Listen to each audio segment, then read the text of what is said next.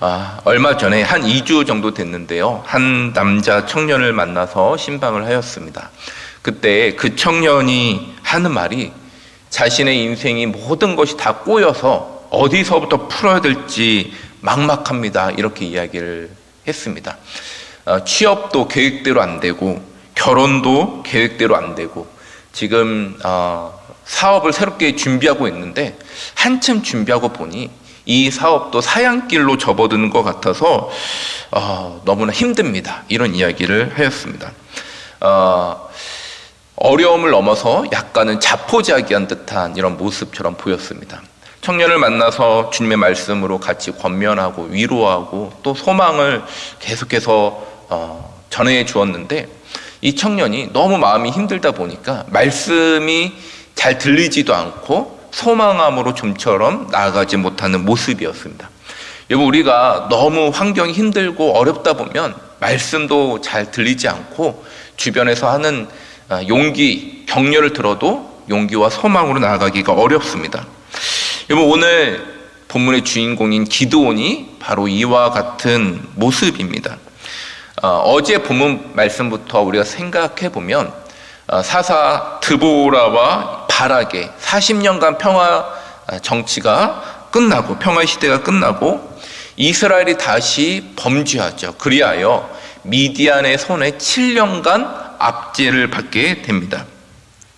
어제 본문 말씀 보시면 하나님이 한 선지자를 부르셔가지고 이스라엘이 왜 이렇게 어려움 가운데 있는지, 미디안의 압제 가운데 있는지 이유를 말씀하시죠. 그 이유가 이들이 하나님을 떠나서 우상을 두려워하며 우상을 섬겼기 때문이다 이야기합니다. 그래서 이스라엘이 압제를 받고 있는데 하나님이 이스라엘의 이 부르짖음을 외면치 아니하시고 그들을 구원하시기 위한 새로운 계획을 펼치시죠. 여러분, 하나님의 구원 계획은 항상 보시면 사람을 세우셔서 그 사람을 통해서 하나님의 뜻을 이루어 가시는 것입니다. 그래서 오늘 이 본문의 기드온이 바로 하나님의 새로운 구원 계획에 쓰임받는 하나님의 도구로 세워지는 것입니다. 그런데 여러분, 오늘 본문 우리가 읽어보았지만 이 기드온은 하나님의 부르심에 선뜻 용기를 내어 순종하지 못하는 모습입니다. 여러분, 이유가 무엇이겠습니까? 바로 이 7년간 미디안의 압제 속에서 이 극심한 어려움 가운데 영적으로, 정서적으로, 경제적으로 워낙 피폐한 삶을 살다 보니까 하나님의 부르심에 선뜻 용기 있게 나서지 못하고 이런저런 핑계를 대고 의심이 많아 결단하지 못하는 모습인 것입니다. 여호와의 선지자가, 여호와의 사자가 말씀하고 있는데 그 말씀이 제대로 들리지 못하는 것이죠. 이러한 기드온의 상태를 보여주는 말씀이 11절에 있는데 우리 한번 11절 말씀을 같이 한번 읽어보도록 하겠습니다. 시작. 여호와의 사자가 아비에셀 사람 요아스에게 속한 오브라에 이르러 상수리 나무 아래에 앉으니라. 마침 요아스의 아들 기드온이 미디안 사람에게 알리지 아니하려 하여 밀을 포도주 틀에서 타작하더니, 여러분, 기드온이 지금 포도주 틀을 이용해서 밀을 타작하고 있는 것이죠. 이유가 뭔가 하니 미디안 사람에게 들키지 않기 위함이었습니다. 여러분, 원래 이 밀 타작은 큰 공터에서 넓은 마당에서 하는 것이죠. 많은 이웃 사람들과 함께 밀을 타작하면서 이 불어오는 바람에 쭉정이들이 날아가고 알곡들만 남게 하는 것입니다. 그런데 이 기드온이 미디안 사람에게 발각되어서 자신의 이 양식이 빼앗길까 두려워서 바위를 파서 만든 그 틈에 앉아 밀타작을 하는 것입니다. 여러분, 기드온의 모습 어떻습니까? 다른 이스라엘 백성들과 다를 바 없이 굉장히 소심한 겁쟁이의 모습입니다. 그런데 이러한 기드온에게 여호와의 사자가 찾아가서 하는 말씀이 12절 보니까 큰 용사여 여호와께서 너와 함께 계시도다 라고 선포하는 것입니다. 여러분, 이 말씀은 기드온이 결코 정말 용맹스러워서 큰 용사로 부르시는 게 아니죠. 비록 소심한 겁쟁이지만 하나님이 함께 하시는 것을 믿고 나아간다면 내가 너를 용사로 세워서 나의 구원 계획에 너를 사용하겠다 약속하시는 부르심입니다.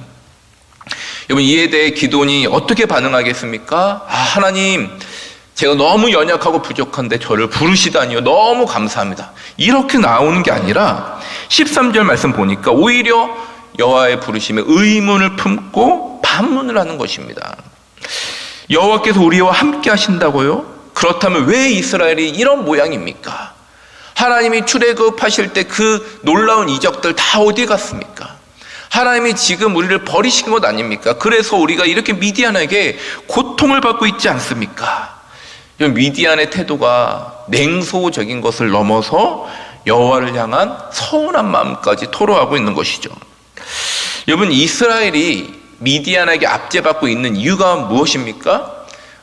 바로 어제 본문, 바로 직전 본문에서 나오지만 선지자가 하신 말씀대로 이들이 여호와를 떠나 우상 숭배를 했기 때문입니다. 그런데 이스라엘 백성들이 이 핵심은 망각한 채 하나님 우리를 버렸다, 원망하고만 있는 것입니다. 이것은 기드온만의 생각이 아니라 당시 이스라엘 백성들의 일반적인 생각이었을 것입니다. 사랑하는 여러분, 지금 기드온이 여호와를 잘 알고 있습니까? 아니면 잘 모르고 있습니까? 지금 기드온이 여호와를 알고는 있어요. 여호와가 어떤 분인지, 여호와의 존재와 그 능력을 의심하지는 않습니다.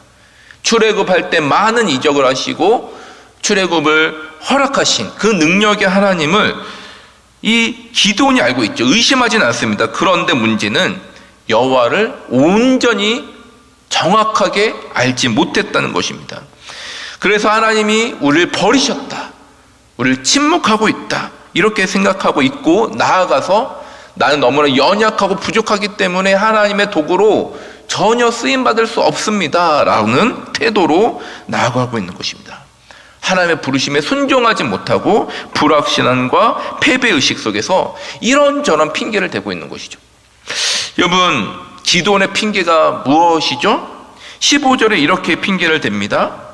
어떻게 제가 이스라엘을 구하겠습니까? 나의 집은 므낫세 중에 극히 약하고 나는 내 아버지 집에서 가장 작은 자입니다. 한마디로 너무 연약하고 부족하고 가난해서 하나님의 부르심에 순종할 수 없습니다 라는 그런 태도인 것입니다.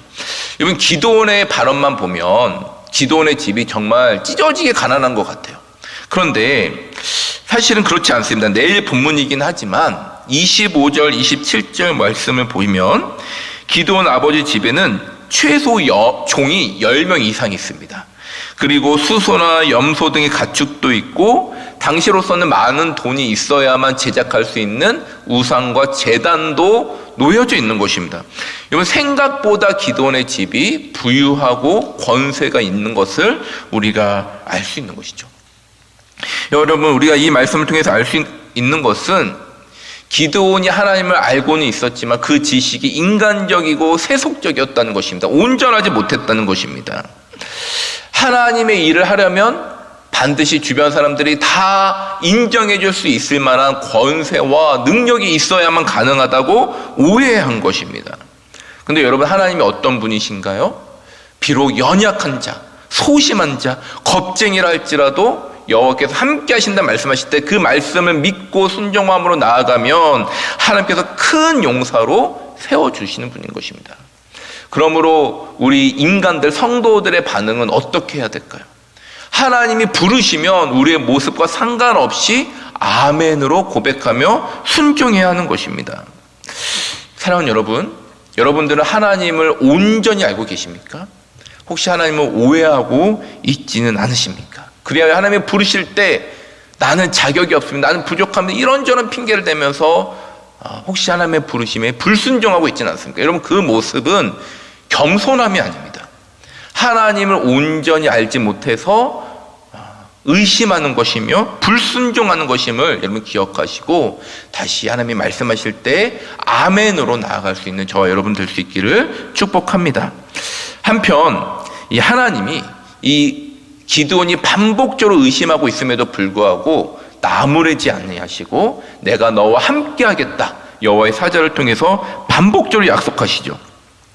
그런데도 이 기드온이 하나님의 부르심을 믿지 못하고 급기야 표징을 구하고 있습니다. 표징에 대한 이야기가 19절에서 21절 나오는데, 기드온이 여호와의 사자를 위하여 갖가지 음식을 가지고 나오죠. 그런데 이 여호와의 사자가 그 음식을 먹지 않고 하는 말씀이 고기와 무교병을 바위에 올리고 국을 그 위에 부으라고 말씀합니다. 그러더니 바위에서 불이 순식간에 올라와서 그 음식을 모두 태워버리는 것이죠.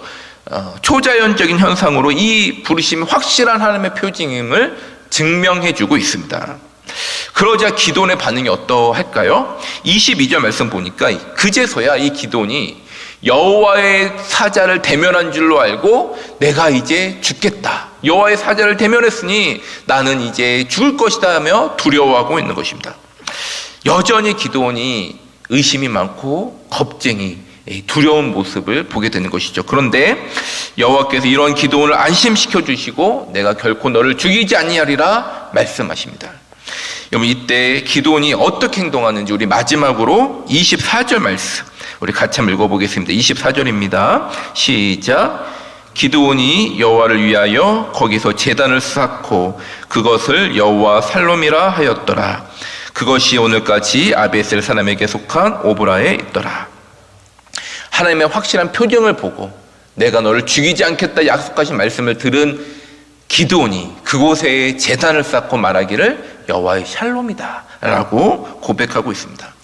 마치 의심 많은 도마에게 찾아가서 내 옆구리에 손을 넣어보라 라고 말씀하신 것처럼 의심 많은 연약한 이 기드온에게 끝까지 하나님께서 약속하여 주시고 표징까지 보여주십니다. 그리하여 하나님 앞에 순종함으로 또 회복함으로 나아가게 하여 주시고 있습니다. 저는 이 말씀을 묵상하면서 오랜 시간 영적으로 무너진 영혼들이 하나님의 음성에 온전한 순종함으로 서기가 결코 쉽지 않다는 것, 매우 어렵다는 것을 발견하게 되었습니다. 물론 이 기돈이 끝내 하나님의 부르심에 순종하고 참된 평안도 맛보고 하나님의 도구로 쓰임받지만 그 과정이 결코 쉽지 않았죠. 자신의 처지를 토로하고 원망하고 갖가지 핑계를 대는 그런 모습이었던 것입니다. 사랑하는 여러분, 하지만 이 기돈의 모습을 한번 보십시오. 계속해서 이런저런 핑계를 대는 이 기돈의 모습에 결코 평안함이 없었습니다. 두려워하고 이리저리 피해 다니는 모습이죠. 그런데 하나님의 음성을 깨닫고 순종함으로 서자 여호와의 샬롬을 선포하고 그의 인생에 평안이 찾아오고 하나님이 그와 함께 하심으로 성령의 충만함 가운데 하나님의 도구로까지 쓰임받고 있는 것입니다. 사랑하는 여러분, 주님께서 부르실 때 우리가 순종함으로 나아가면 하나님 우리 가운데 평안함으로 인도해 주십니다. 우리가 무엇을 갖추고 있다고 평안한 게 아니라 말씀에 순종할 때 하나님의 함께 하심 가운데 우리의 참된 평안이 찾아오는 것이죠. 오늘도 하나님이 기드온을 찾으셨던 것처럼 하나님의 사람을 찾고 계십니다. 하나님이 부르실 때 아멘으로 순종할 수 있는 저와 여러분들 되시기를 축복하고, 그럴 때 하나님의 임재를 경험하며 하나님의 평안함 가운데 주님의 귀한 복음의 도구로까지 사용되어지는 우리 모두가 될 수 있기를 주님의 이름으로 축복하며 기도합니다.